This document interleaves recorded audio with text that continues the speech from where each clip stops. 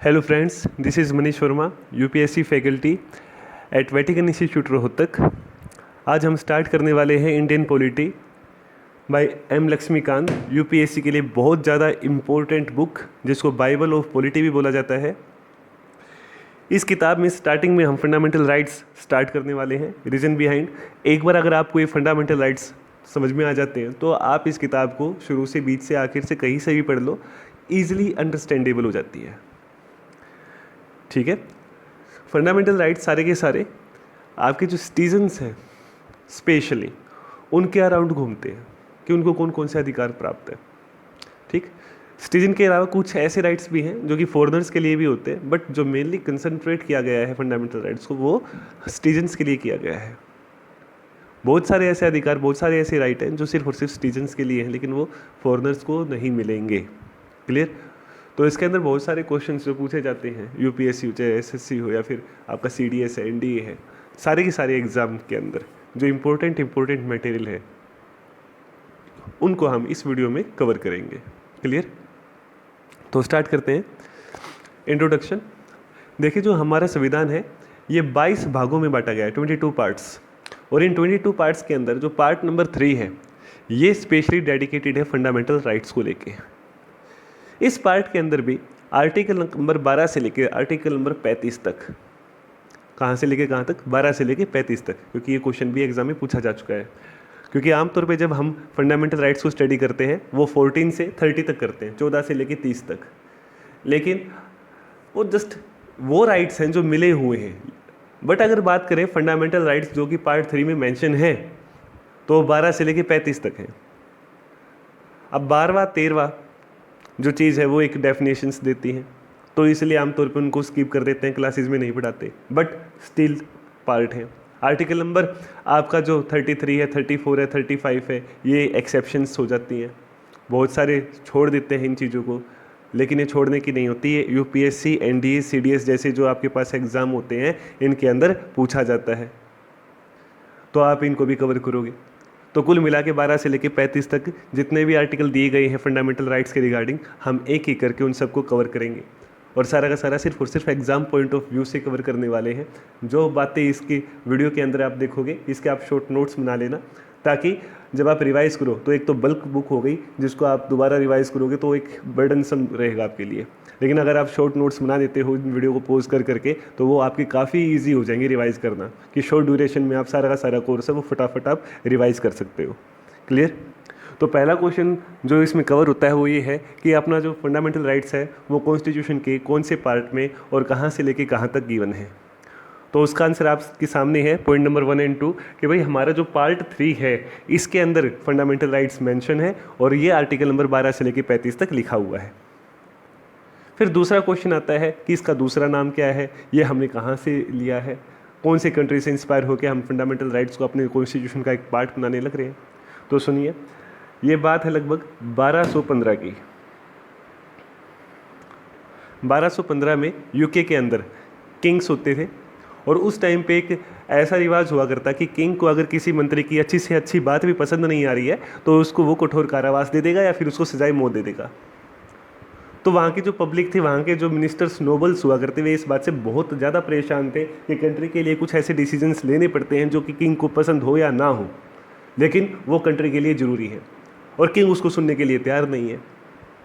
तो 1215 में वहाँ पे एक राजा आया और वो राजा बहुत ही कमज़ोर था और इसी चीज़ का फ़ायदा नोबल्स ने और पब्लिक ने मिलकर उठाया और उन्होंने उनके सामने एक डॉक्यूमेंट रख दिया कि ये राइट्स, ये अधिकार, फॉर एग्जाम्पल कि हम बोलेंगे, हम आपको कोई सलाह देंगे तो आप हमको किसी भी तरीके से पनिश नहीं कर पाओगे। एक छोटा सा एग्जाम्पल दिया है मैंने आपको। ठीक है। तो बोलने का अधिकार, राइट टू स्पीक, इसका ओरिजिन वहां से हुआ। वहां का राजा कमजोर था तो उसको पब्लिक और नोबल्स की जो ये एक ऑर्गेनाइजेशन बन गई थी उसके सामने झुकना पड़ा। लेकिन उसके बावजूद भी जो राइट्स उनको मिले वो यूनिवर्सल कवरेज नहीं कर रहे थे। यूनिवर्सल कवरेज का क्या मतलब है कि एक छोटे से बच्चे से लेके एक बुजुर्ग तक अगर वो राइट सबको मिलते हैं तब तो उसकी होती है यूनिवर्सल कवरेज। लेकिन अगर एक पर्टिकुलर सेक्शन को ही आप ये राइट देने लग रहे हो तब ये यूनिवर्सल कवरेज के अंडर नहीं आता। तो जिस टाइम पे ये डॉक्यूमेंट, जिसका नाम क्या है, मैग्ना कार्टा, क्लियर, दोबारा बोल रहा हूँ, वो डॉक्यूमेंट जो कि ब्रिटेन के अंदर 1215 में साइन किया गया था, उसका क्या नाम है, मैग्ना कार्टा, जिसके अंदर अधिकारों का सबसे पहली बार जिक्र किया गया था। वो जस्ट मिनिस्टर्स के लिए, वहाँ के बहुत ही रिच पर्सन्स है, बहुत ही एजुकेटेड पर्सन्स है, कोई उनके सगे संबंधी है, सिर्फ उनके लिए ही वे अधिकार थे और आम पीपल को नहीं थे, महिलाओं को नहीं थे, बुजुर्गों को नहीं थे, जो विकलांग हैं उनको नहीं थे ये अधिकार। तो उसकी एक लिमिटेड कवरेज थी, यूनिवर्सल कवरेज नहीं थी। अब बात करते हैं, अगर ये लिमिटेड थी तो जो हमारे इंडिया में है वहाँ पे क्या सिनेरियो है भाई। हमारे इंडिया के अंदर इन राइट्स की कवरेज छोटे से बच्चे से लेके और बुजुर्ग तक, विदाउट डिस्क्रिमिनेटिंग जेंडर, मेल है, फीमेल है, ट्रांसजेंडर है, सबके लिए ये अवेलेबल है। और कुछ राइट तो ऐसे हैं कि जो सिटीजन को तो छोड़ो, जो फॉरेनर होते हैं उनको भी मिलते हैं वे। तो हमारी तो यूनिवर्सल कवरेज काफ़ी अच्छी है। अब जो ये चीज़ थी, थिंकिंग, ये थॉट है, क्या ये हमने खुद ही ओरिजिनेट किया है? नहीं, ये चीज़ भी हमने बोरो की है। कहाँ से बोरो की है? ये चीज़ हमने अमेरिकन कॉन्स्टिट्यूशन से बोरो की है। जब अमेरिकन सिविल वार हुआ तो उस टाइम पे वहाँ के जो बड़े बड़े लीडर्स थे, उन्होंने अपने नागरिकों को ये प्रॉमिस किया था कि जैसे ही हम जीत जाएंगे तो हम आप लोगों को अधिकार देंगे, और वो गारंटेड होंगे। Main word guaranteed. एक बार यूपीएससी के मेंस में पूछा गया था कि फंडामेंटल राइट्स को हम गारंटीड राइट्स जो बोलते हैं, ये कितना सही है, इसको जस्टिफाई कीजिए। तो देखो, जब हम बोलते हैं कि ये जो हमारे राइट्स हैं ये गारंटीड हैं, तो उसके पीछे के दो कारण हैं। पहला कारण तो ये है कि इन राइट्स की गारंटी लेने के लिए हमारे पास एजेंसी है, और उस एजेंसी का नाम क्या है जी? सुप्रीम कोर्ट और हाई कोर्ट। ये दो एजेंसी ऐसी हैं कि जो गारंटी लेती हैं, ये गारंटर हैं। पहला कारण तो ये हो गया। और दूसरा कारण क्या है, क्यों ये गारंटीड है? क्योंकि ये अपने आप में जस्टिसिएबल है। मतलब अगर आपको कोई अधिकार नहीं मिला है, संविधान बना 1947 के अंदर, जब कॉन्स्टिट्यूएंट असेंबली चलने लग रही थी उस टाइम पे, 1950 के अंदर इसको पूरा एक फाइनल रूप दे के इसको सबके लिए लागू कर दिया था। आज़ादी के बाद कुछ ही सेक्शंस थे जो कि लागू हुए थे, और जैसे ही 26 जनवरी 1950 को जब हमारा सबसे पहला रिपब्लिक डे सेलिब्रेट किया था, उसके बाद फुल फ्लैज ये आपका लागू हो गया था, ठीक है। तो उस वक्त मान लो कि कुछ राइट्स उसमें दे रखे थे, लेकिन उसको अप्लाई नहीं किया है। लिखा तो हुआ है कि ये चीज़ आपको मिलेगी, लेकिन आपको मिली नहीं है, तो आप वो सुप्रीम कोर्ट या हाई कोर्ट के पास जाके मांग सकते हो, और सुप्रीम कोर्ट और हाई कोर्ट गवर्नमेंट को ऑर्डर करेगी कि ये चीज़ आपने प्रॉमिस कर रखी है और ये आपको देनी पड़ेगी, आप मजबूर हो इस चीज़ के लिए। तो जो गारंटीड वर्ड है ये इसलिए आपका ज़रूरी है क्योंकि सुप्रीम कोर्ट, हाई कोर्ट इसके अंदर गारंटर है, और जो ये राइट्स हैं ये आपकी जस्टिसिएबल हैं। यानी अगर ये चीज़ जो उसमें लिखी हुई है आपको नहीं मिलती, या फिर गवर्नमेंट ने कोई ऐसा कानून बना दिया कि जो आपके वे अधिकार हैं वो वॉयलेट होने लग रहे हैं, तो आप उसके खिलाफ आवाज़ उठा सकते हो, आप कंप्लेंट करवा सकते हो, और वो कंप्लेंट आपकी कहाँ पे सुनी जाएगी? सुप्रीम कोर्ट या हाई कोर्ट के अंदर सुनी जाएगी। इसलिए ये क्या है? ये गारंटीड है। अब मेन बात ये आती है कि जो आपने बोल दिया कि भाई आप सुप्रीम कोर्ट या हाई कोर्ट के पास जा सकते हो, क्या ये आप ही बोलने लग रहे हो क्या? नहीं, ये मेरे या गवर्नमेंट के बोलने से बात नहीं बनेगी। सुप्रीम कोर्ट और हाई कोर्ट दोनों को ही ऑथराइज किया है खुद कॉन्स्टिट्यूशन ने। खुद कॉन्स्टिट्यूशन के अंदर आर्टिकल नंबर 32 में लिख रखा है कि अगर आपका कोई भी फंडामेंटल राइट वॉयलेट होता है तो आप कंप्लेंट दर्ज करो, और बिल्कुल डायरेक्ट सुप्रीम कोर्ट में जाके अपील, विदाउट अपील आप वहाँ पे प्ली डालो। अब मैंने वर्ड यूज़ किया विदाउट अपील, इसका क्या मतलब है?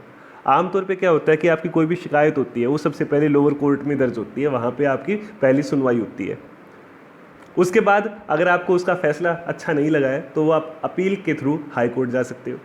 हाई कोर्ट का भी फैसला आपको अच्छा नहीं लगा है तो वो अपील फिर से आप करोगे और आप सुप्रीम कोर्ट में चले जाओगे। क्लियर? तो इस तरीके से आप देखो कि आपने लोअर कोर्ट से लेके हाई कोर्ट तक एक पूरी सीक्वेंस को फॉलो किया। लेकिन अगर आपकी फंडामेंटल राइट्स की कोई वॉयलेशन होती है और आप उसके खिलाफ कोई अगेंस्ट एक्शन लेना चाहते हो तो आपको बाय अपील नहीं जाना पड़ेगा, आपको लोअर कोर्ट या हाई कोर्ट में जाने की जरूरत नहीं, आप सीधा सुप्रीम कोर्ट में जा सकते हो। लेकिन आपको पता है कि जो सुप्रीम कोर्ट है वो हमारे पास बहुत कम है, तो इसलिए एक प्रोविज़न और डाल दिया कि भाई जो सुप्रीम कोर्ट है वो तो सुनेगी सुनेगी, लेकिन अगर आप चाहो तो आप हाई कोर्ट में भी जा सकते हो। अब जो हाई कोर्ट में जाने वाली बात कही गई है वो कहाँ पे कही गई है? आपके आर्टिकल नंबर 226 में, कि 226 के तहत जो कि कॉन्स्टिट्यूशन में लिखा हुआ है, आप हाई कोर्ट में अपनी शिकायत लेके जाओगे और वो बिना अपील के आपकी सारी की सारी शिकायत सुनेगी और गवर्नमेंट को आदेश दे सकती है, ऑर्डर कर सकती है, अगर आपकी जो कंप्लेंट है वो सही पाई जाती है। तो इस तरीके से सुप्रीम कोर्ट और हाई कोर्ट की बदौलत आपके जो राइट्स हैं क्या हो गए? जस्टिसिएबल हो गए।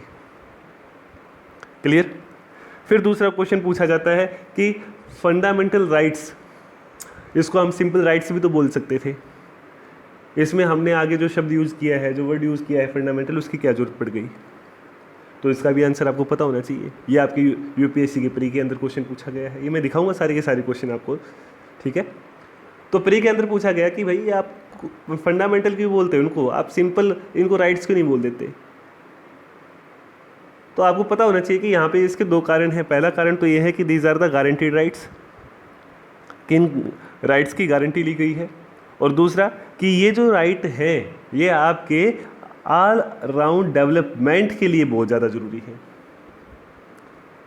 फॉर एग्जाम्पल, अगर आपके पास बोलने का अधिकार नहीं है तो कैसे एक टीचर एक स्टूडेंट को पढ़ाएगा, और जब तक वो पढ़ाएगा नहीं तब तक उसके अंदर डेवलपमेंट जैसी प्रोसेस कैसे आएगी? अगर एक बंदा बिजनेस करना चाहता है और उसको ये लगता है कि भाई मेरा जो बिजनेस है वो दिल्ली के अंदर अच्छे तरीके से ग्रो कर सकता है, लेकिन उसके जो मूवमेंट है यानी उसका घूमने का जो अधिकार है उसके ऊपर बैन लगा दिया, उसके हम वॉलेट करने लग रहे हैं कि भाई तू घूम नहीं सकता, तो जब वो दिल्ली में जाएगा नहीं, अपना बिजनेस स्टार्ट करेगा ही नहीं, तो फिर वो कैसे ग्रो करेगा? तो ऑल राउंड डेवलपमेंट के लिए आपके पास राइट टू मूवमेंट होना चाहिए, ठीक है, तो आप तभी ग्रो करोगे। तो आपके पास कुल मिला के दो कारण बनते हैं कि क्यों ये फंडामेंटल है। पहला कि ये गारंटीड है, और दूसरा कि ये all round development of the individuals के लिए जरूरी है। क्लियर? अब बीच में पॉइंट नंबर 8, इसके बारे में और थोड़ी सी बात कर लेते हैं। ये भी क्वेश्चन आ चुका है कि जो फंडामेंटल राइट्स हैं आर फॉर या मीन्स, तो आपके पास लाइन नंबर 1 2 3 4 होता है, आपके पास ऑप्शन होता है और उसमें पूछा जाता है कि इनमें से कौन सा सही है, तो उनमें से एक जनरल स्टेटमेंट आती है। अब इसमें वर्ड यूज़ किया गया है पॉलिटिकल और फिर डेमोक्रेसी। देखिए क्या होता है कि जो गवर्नमेंट होती है, गवर्नमेंट तरह तरह के कानून बनाती है, और कई बार वो कानून बनाने की जो उनकी प्रोसेस होती है उसमें जाने अनजाने और कई बार जानबूझकर भी आपके जो फंडामेंटल राइट्स हैं उनको वॉयलेट करवाया जाता है।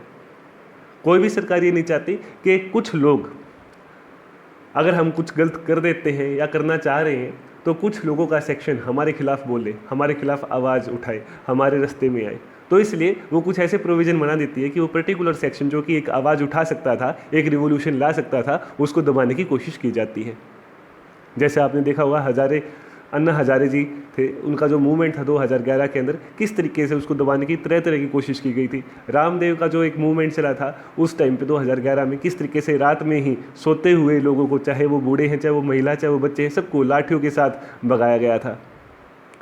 तो वहाँ पे भी उनके जो फंडामेंटल राइट्स हैं उनका एक वॉयलेशन हुआ था, जिसको बाद में सुप्रीम कोर्ट ने सही भी माना कि ये गलत किया है और लोग यहाँ पे सही हैं, उनकी डिमांड बिल्कुल सही थी, उनका प्रोटेस्ट करने का तरीका सही था। तो सुप्रीम कोर्ट ने सरकार को ही फटकार लगाई, वहाँ पे जो पुलिस अधिकारी थे उनको फटकार लगाई। क्लियर? तो इस तरीके से क्या हुआ कि जो पॉलिटिकल विल थी एक कि लोगों की आवाज़ दबाई जाए, वहाँ पे जीत आखिरकार किसकी हुई? लोगों की हुई। और डेमोक्रेसी, जैसा कि मैं आपको डेफिनेशन दे चुका हूं कि डेमोक्रेसी की डेफिनेशन क्या है? From the people, by the people, for the people. यानी सेंट्रल पॉइंट क्या आ जाता है यहाँ पे? पीपल। यानी जो पीपल चाहते हैं अगर वो पूरा हो रहा है तो इसका मतलब डेमोक्रेसी वहाँ पे एग्जिस्ट करती है। लोगों की डिमांड पूरी होना, ये डेमोक्रेसी का एक फंडामेंटल प्रिविलेज है। क्लियर? तो पॉलिटिकल विल को भी ख़त्म करते हुए जो डेमोग्राफी है वहाँ पे, जो वहाँ के नागरिक हैं या वहाँ पे रहने वाले बंदे हैं, उनकी डिमांड अगर पूरी होने लग रही है, और वो भी कब? पॉलिटिकल विल के अगेंस्ट, तो इसको क्या बोला जाता है? पॉलिटिकल डेमोक्रेसी बोला जाता है। तो जो फंडामेंटल राइट है कि आपको बोलने का अधिकार है, तो आप सरकार की आलोचना कर सकते हो। आपको मूवमेंट का अधिकार है तो आप यहाँ से लेकर संसद तक एक मार्च निकाल सकते हो। तो जो ये चीज़ है ये क्या है? पॉलिटिकल डेमोक्रेसी को बढ़ावा देने के लिए fundamental rights are essential part. Clear? तो ये जो चीज़ें हैं जो आपको ये फर्स्ट स्लाइड में दिया गया है, ये आपकी बहुत इंपॉर्टेंट है कि फंडामेंटल राइट्स को अगर आपको कहीं भी एक्सप्लेन करना पड़ जाए तो आप इन पॉइंट्स को इग्नोर नहीं कर सकते। और ये एज इट इज़ लाइन आपके एग्जाम में कई बार पूछी गई है, ठीक है। आप प्रीवियस क्वेश्चन को देख सकते हो, कुछ क्वेश्चन मैं आपको लास्ट में दूंगा। नेक्स्ट बढ़ते हैं। जो आपके पास आर्टिकल है वो 12 से लेके 35 तक है, और जैसा कि मैंने बताया कि 12 और 13 नंबर ये सिर्फ डेफिनेशन देता है। असली जो आपके पास अधिकार हैं, जो राइट्स हैं, वो 14 से लेके 32 तक है, 14 to 32। लेकिन 33, 34, 35 ये आपके कोई अधिकार नहीं है, बल्कि क्या है, एक एक्सेप्शन है। But still they are counted within the criteria of fundamental rights. तो वन बाय वन सबको एक बार डिस्कस करते हैं, और जो इसके अंदर इंपॉर्टेंट चीज़ है उसको समझने की कोशिश करते हैं। जैसे आर्टिकल नंबर 12, अब देखिए, मान लो हमारे पास एक बंदा है एक्स, इसकी लड़ाई हो गई वाई के साथ। अब एक्स वाई के खिलाफ कोर्ट में जाएगा और केस करना चाहता है। कोर्ट में जाके जब वो केस चलाएगा तो वहाँ पे लिखा जाता है एक्स वर्सेस वाई। तो ये बात क्लियर होगी कि कोर्ट के अंदर जो केस लिखे जाते हैं वो कैसे लिखे जाते हैं, एक्स वर्सेस वाई करके लिखे जाते हैं। अब आपकी यहाँ पे लड़ाई किसके साथ है, इस चीज़ को देखने के लिए मैं कहूँगा कि आप पॉइंट नंबर 8 दोबारा पढ़ो, आइडल ऑफ पॉलिटिकल डेमोक्रेसी। यानी आपकी लड़ाई यहाँ पे सीधा सीधा सरकार के साथ रहेगी, ठीक। और मोस्टली केसेस में, 101% नहीं बोल रहा हूँ मैं, मोस्टली केसेस में किसके खिलाफ रहेगी, सरकार के खिलाफ रहेगी आपकी ये लड़ाई। तो इस लड़ाई में जब आप एक्स, अगर आप पर्सन एक्स हो, आप यहाँ पे वर्सेस तो करोगे, लेकिन वर्सेस के बाद यहाँ पे नाम क्या आएगा, बात इसकी है। तो संविधान कहता है, हमारा कॉन्स्टिट्यूशन कहता है कि अगर आप फंडामेंटल राइट्स को लेके केस करना चाहते हो तो ठीक है, यहाँ पे तो आपका नाम आ गया, लेकिन जो वर्सेस जाएगा वो किसके खिलाफ जाएगा जी, वो जाएगा स्टेट के खिलाफ। तो इस चीज़ के लिए हमें आर्टिकल नंबर 12 की जरूरत पड़ी, जिसके अंदर डेफिनेशन दे रखी है किसकी, स्टेट की। अब स्टेट के जब नाम बोलते हैं तो एक बात देखना, अगर आपके पास एस बड़ा आया है तो ये सरकार को डिनोट करता है, और अगर आपका एस छोटा है तो ये आपका राज्य होता है, जैसे हरियाणा राज्य, पंजाब राज्य, या फिर कर्नाटक राज्य, राजस्थान राज्य, इस तरीके से। और जब आप एस बोलोगे वो भी कैपिटल वाला, तो वो सरकार को डिनोट करेगा, एक पूरे देश को रिप्रेजेंट करेगा। इस बात का और ध्यान रखना जब आप इस किताब को पढ़ोगे, क्योंकि बार बार आपको ये चीज़ें दिखेंगी, तो उसका मतलब क्लियर होना चाहिए आपको।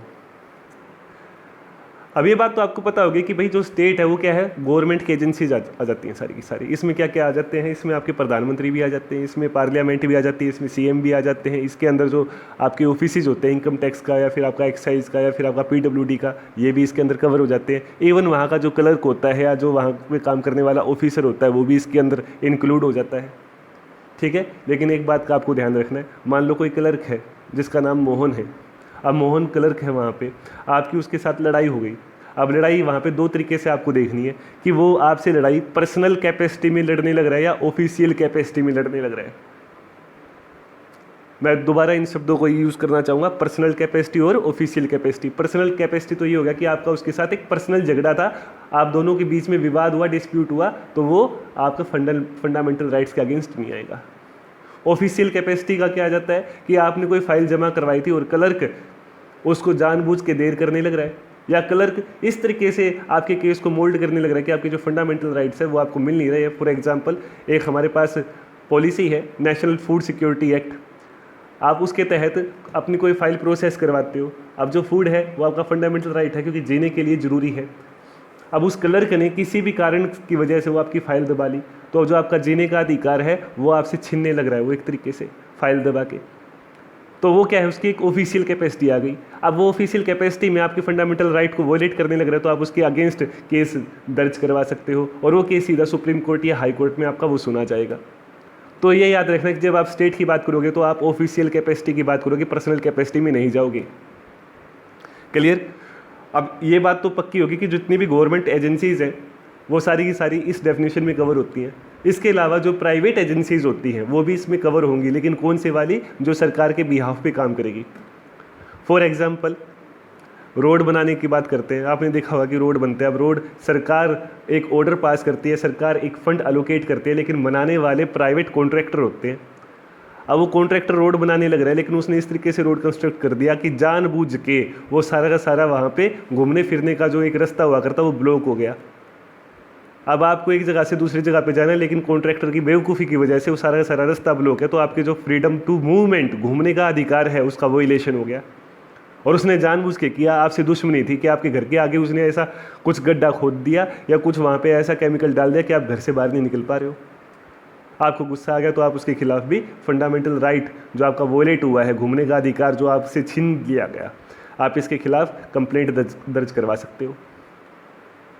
क्लियर? तो ऑफिशियल कैपेसिटी के अंदर अगर कोई भी गवर्नमेंट की एजेंसी है या फिर गवर्नमेंट के अंदर कोई प्राइवेट एजेंसी काम करने लग रही है, वो आपके फंडामेंटल राइट को वोलेट करता है, तो आप उसके खिलाफ केस लेके जा सकते हो। अब जो केस लेके जाओगे तो क्या हो जाएगा, वो हो जाएगा आपका एक्स वर्सेस स्टेट।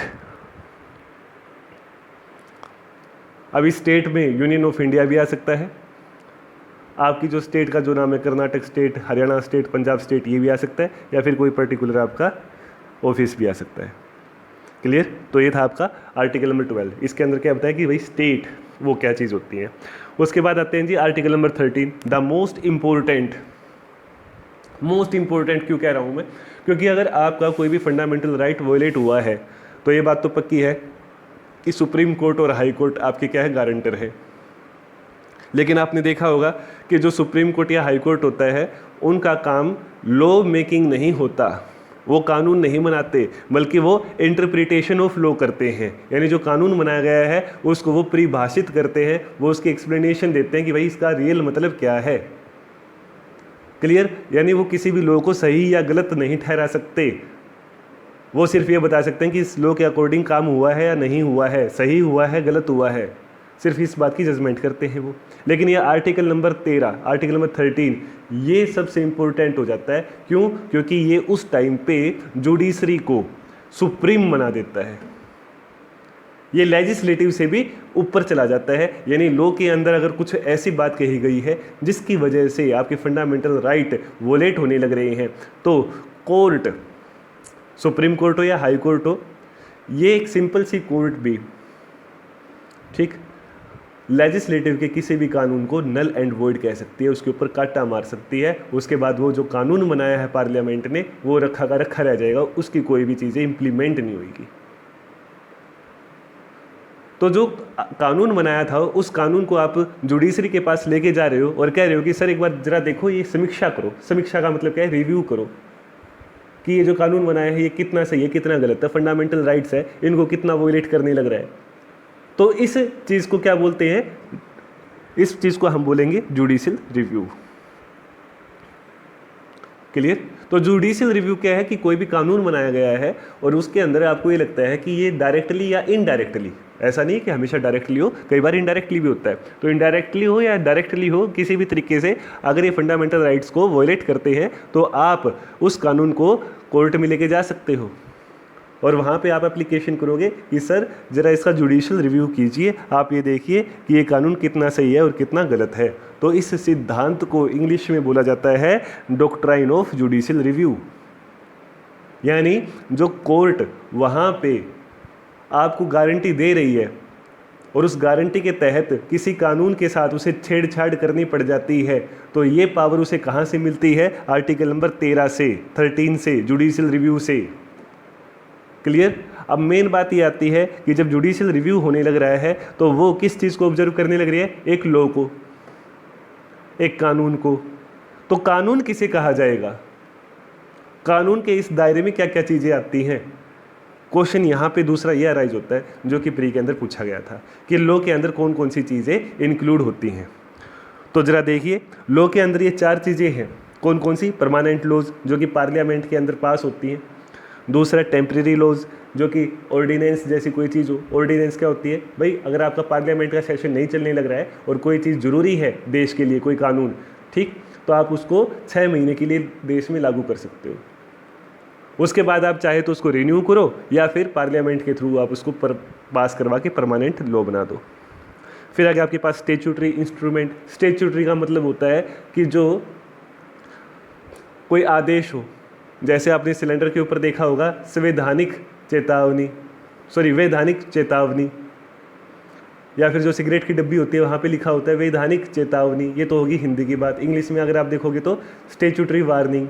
तो जो स्टेचुटरी वार्निंग है क्या है कि ये सरकार ने कहा है कि भाई ये वार्निंग देनी पड़ेगी आपको, यानी वार्निंग वो अपनी मर्जी से भी दे सकता था, लेकिन जब सरकार कहती है कि ये देनी ही देनी है, इसके बिना कोई भी सिगरेट की पैकेट का डब्बा तैयार ही नहीं होगा, तो ये क्या हो जाएगा, ये जो चेतावनी अब लिखी जा रही है ये सरकार के ऑर्डर से लिखी जा रही है, तो अब ये हो जाएगी स्टेचुटरी वार्निंग। तो कोई सरकार इस तरह की इंस्ट्रक्शन देती है, कोई इस तरह का कोई नोटिफिकेशन, कोई ऑर्डर जारी कर देती है जिसकी वजह से आपका फंडामेंटल राइट वायलेट होने लग रहा है, तो वो जो चेतावनी जारी करी है या फिर आपको एक ऑर्डर दिया है, एक नोटिफिकेशन दी है, तो कोई भी ऐसा इंस्ट्रूमेंट है जो कि एक सरकार देने लग रही है जनता के लिए, तो उसको हम क्या बोलेंगे, स्टेचुटरी इंस्ट्रूमेंट बोलेंगे। तो आप उसको भी लॉ की कैटेगरी में लेके आओगे। और इसके अलावा और इम्पोर्टेंट कहूँगा, क्योंकि पिछले 1-2 साल से इसकी बहुत ज़्यादा चर्चा हो रही है, और वो है आपका नॉन लेजिस्लेटिव सोर्सेज, जैसे कस्टम। एग्जाम्पल के तौर पे ट्रिपल तलाक की बात करते हैं। अब जब ट्रिपल तलाक था, इसको आज के टाइम पे कोर्ट ने पनिशेबल ऑफेंस बना दिया, जबकि वो माइनॉरिटीज़ यानी जो मुस्लिम समुदाय है उसमें बहुत ज़्यादा प्रैक्टिस और कई सालों से की जा रही है। तो क्या ये एक धर्म के अंदर दखल अंदाजी थी या नहीं थी? तो इसमें सुप्रीम कोर्ट ने बताया कि देखिए आर्टिकल नंबर 13 के अंदर ये बात कही गई है कि नॉन लेजिस्लेटिव कस्टम्स जो होते हैं, इसके अंदर भी हम ये देख सकते हैं कि जो आप धर्म की प्रैक्टिस करने लग रहे हो, क्या ये उस धर्म का एसेंशियल पार्ट है या नहीं है। अब ये एसेंशियल पार्ट का क्या मतलब आ जाता है, देखिए हथियार लेके घूमना आपका फंडामेंटल राइट नहीं है। पुलिस आपको अगर बिना लाइसेंस के आप पिस्तौल लेके घूमने लग रहे हो तो पुलिस आपको सज़ा दे सकती है, आपको कैद कर सकती है। लेकिन अगर आप सिख समुदाय को देखो तो वो कृपाण लेके घूमते हैं। जो निहंग सिख होते हैं उनके लिए जो कृपाण है वो उनका एक एसेंशियल पार्ट है, और वो आज से नहीं है, वो उनके धर्म के अंदर जब शुरू हुआ था उनका धर्म तभी से है। तो कोर्ट ये देखती है कि कोई भी अगर आप प्रैक्टिस करने लग रहे हो, अगर वो आपके एसेंशियल पार्ट में है, आपके उस धर्म के एसेंशियल पार्ट में इंक्लूडेड है, तब तो सरकार या फिर कोर्ट है आपको इजाज़त देगी कि आप उसकी प्रैक्टिस करते रहो। लेकिन अगर एसेंशियल पार्ट नहीं है और समय के साथ कोई कुरीति आ गई है तो आप उसको हटा सकते हो, कोर्ट उसके अंदर इंटरफेयर कर सकती है। फॉर एग्जांपल सती प्रथा की बात करते हैं। सती प्रथा भी एक टाइम पे हमारे हिंदू समाज के अंदर एक पार्ट बन गया था सती प्रथा, लेकिन आपने देखा कि किस तरीके से ये देखा गया कि ये बिल्कुल ही गलत है, और कुछ लोगों ने इसको धर्म के साथ जोड़ दिया था, जबकि ये धर्म का एक एसेंशियल पार्ट नहीं था, और फिर उसको हमने बंद कर दिया। आज के टाइम पे उसके खिलाफ कानून है और बहुत सख्त कानून है। ठीक, तो इसी तरीके से अगर कोई रीति रिवाज परंपरा है जिसका बहुत ही गलत तरीके से इस्तेमाल किया जाता है, तो जुडिशरी वहाँ पे इंटरफेयर कर सकती है। जुडिशरी वहाँ पे कोई कानून बनाने के लिए सरकार को कह सकती है। ट्रिपल तलाक के केस में यही हुआ था कि जो शुरुआत हुई थी कानून की वो पार्लियामेंट के अंदर नहीं हुई थी। सुप्रीम कोर्ट ने ऑर्डर किया था सरकार को कि ये जो ट्रिपल तलाक की एक परंपरा चली हुई है ये बहुत ही गलत है और आप इसके लिए कानून बनाओ। फिर पार्लियामेंट ने इसके लिए कानून बनाया था, और जिसको फिर जस्टिफाई किया था सुप्रीम कोर्ट ने कि हाँ ये सही बनाया है, और आज वो अब एप्लीकेबल है पूरे देश के अंदर। तो लॉ के अंदर ये 4 चीज़ें आती हैं, ध्यान रखना। परमानेंट लॉ हो गया, टेम्परेरी हो गया, या कोई स्टेचुटरी इंस्ट्रूमेंट हुआ, या फिर आपके non legislative sources of law जैसे कि कस्टम होते हैं, ये सारे के सारे आपके इंक्लूड हो जाते हैं। क्लियर? अब ये तो हो गया मोटा मोटी जो आपने आर्टिकल नंबर 13 पढ़ लिया, लेकिन उसमें एक बहुत ही साइड में एक बात लिखी गई है जहाँ पे हमारी नज़र नहीं जाती और क्वेश्चन वहाँ से पूछा जा चुका है।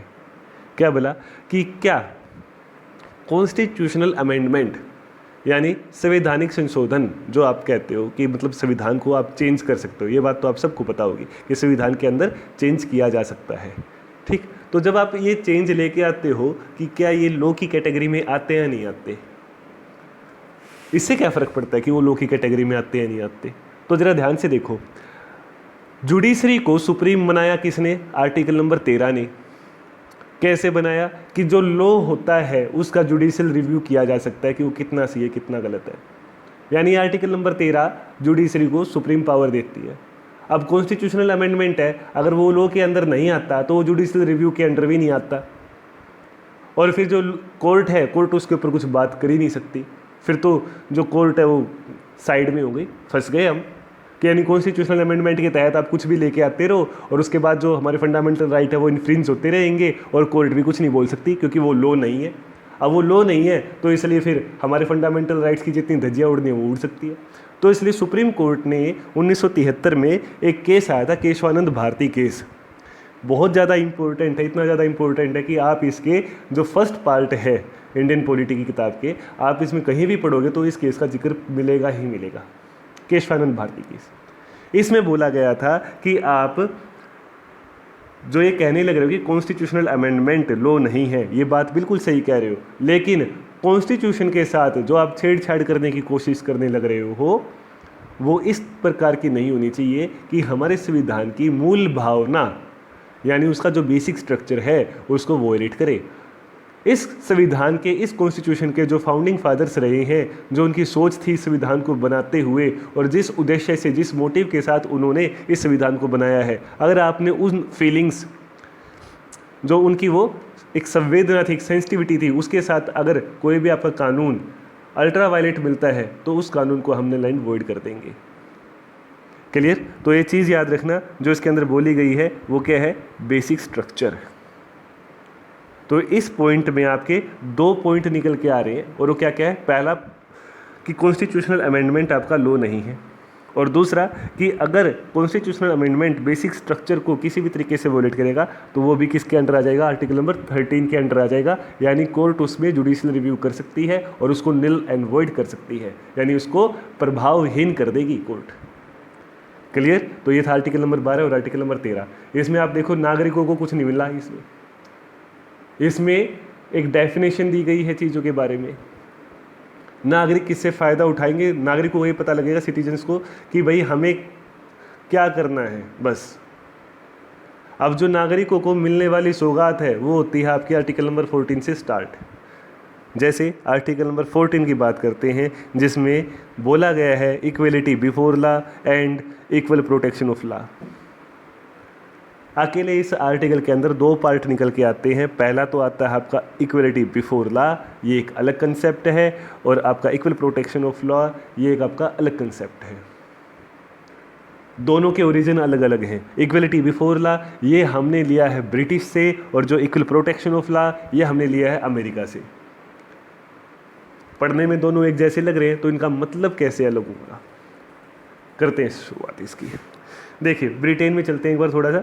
वहाँ पे एक बंदा था जिसका नाम था A.V. डाइसी। इसने अपनी किताब लिखी थी जिसके अंदर रूल ऑफ लॉ ये डिफाइन किया था। उसने कुल 3 पॉइंट दिए थे, लेकिन हमारे इंडिया के हिसाब से सिर्फ 2 पॉइंट ही वैलिड है, तो हम सिर्फ उन 2 पॉइंट को ही डिफाइन करेंगे। जैसे पहला पॉइंट कहता है कि अगर आप किसी को भी सज़ा देना चाहते हो तो उसने कोई काम गलत किया है, इस बात के लिए सज़ा नहीं दोगे। सज़ा इस बात के लिए मिलती है हमेशा और हमेशा कि उसने कोई कानून तोड़ा है। फॉर एग्जाम्पल, आपने एक लिस्ट बनाई और उस लिस्ट के अंदर आपने 10 पॉइंट लिख दिए कि अगर कोई भी इन 10 पॉइंटों में से किसी एक पॉइंट को नहीं मानेगा तो आपको ये सज़ा मिलेगी। अब होता क्या कि एक बंदे ने वो 10 के 10 मान लिए, लेकिन उसने 11वां काम ऐसा कर दिया जो कि आपने सोचा ही नहीं था उस वक्त। लेकिन अगर आप उसको देखोगे और समझोगे तो आपको लगता है कि भाई ये भी पनिशेबल है, इसको सज़ा देनी चाहिए हमें, लेकिन आप दे नहीं सकते क्योंकि आपने कंडीशन क्या रखी थी, उन 10 कामों में ही रखी थी। तो इसलिए जो हमारा कानून है वो ये कहता है कि अगर आप किसी भी लॉ को आप ब्रीच करते हो, यानी किसी कानून को तोड़ते हो, तो सिर्फ उसी की सज़ा मिलेगी। उसके अलावा आप अपनी मर्जी से डिसाइड नहीं करोगे कि ये काम सही था या ये काम गलत था, तो चलो इसको सज़ा दे देते हैं। बहुत इंपॉर्टेंट पॉइंट है। अगर मान लो हमारे यहाँ पे 1000 केस ऐसे हैं जहाँ पे आपको सज़ा मिल सकती है, लेकिन आपका दिमाग कितना खुराफाती हो जाता है कि आपका 1001वां केस दिमाग में निकल के आ गया और आपने वो एक्ट कर दिया जो कि लिखा नहीं हुआ, तो आपको सज़ा नहीं मिलेगी। क्यों नहीं मिलेगी? क्योंकि आपने ब्रीच ऑफ लॉ किया ही नहीं। जो मेंशन था आपने उनमें से कोई कानून तोड़ा ही नहीं, और जब आपने कानून नहीं तोड़ा तो आपको सज़ा भी नहीं मिलेगी। तो ये बात किसने लिखी थी? A.V. डाइसी ने लिखी थी। किसके अंडर लिखी थी? रूल ऑफ लॉ के, कि भाई रूल ऑफ लॉ का मतलब क्या होता है। यानी किसी आदमी की मर्जी नहीं चलती यहाँ पे कि अगर उसको कोई चीज़ सही लग रही है तो ठीक है, और अगर उसे नहीं लग रही है तो वो पनिशेबल ऑफेंस हो गया। अगर वो लॉ के अंडर लिखी हुई है और तब उसका वॉयलेशन होती है, उसका ब्रीच होता है, तभी आप उसको सज़ा दे सकते हो। यानी यहाँ पे सुप्रीम एक आदमी की इच्छा, यानी आदमी की विल नहीं है, बल्कि सुप्रीम यहाँ पे कौन है? वो लॉ है।